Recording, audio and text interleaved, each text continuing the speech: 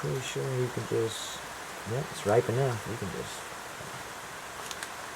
just like this is how the Chompadek does too. When it's fully ripe. Isn't that awesome?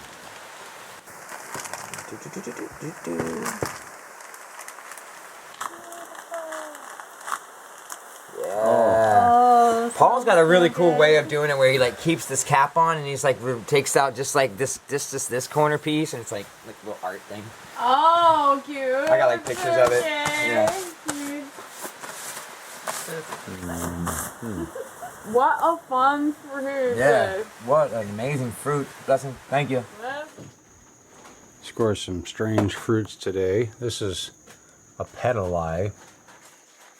We haven't quite gotten into it yet. It was actually sitting in the creek a little rotten, but we get seeds from it, and maybe someday we'll get to try what it tastes like. This is a bunch of jackfruit and shellac seeds, cut nuts, a cha-cha, little garcinias. And these open up to a little white fruit. It's super sweet. We got allspice berries. They're mostly going to be for planting. Well, that's allspice, ripe. And there's some strange little long finger bananas. I don't really know what they're called.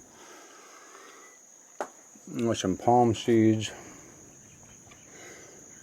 I think these might be Fajoya, and a whole bunch of shellac.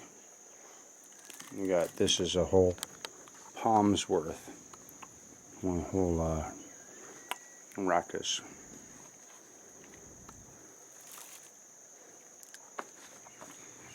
Oh, and there's some ice cream beans. And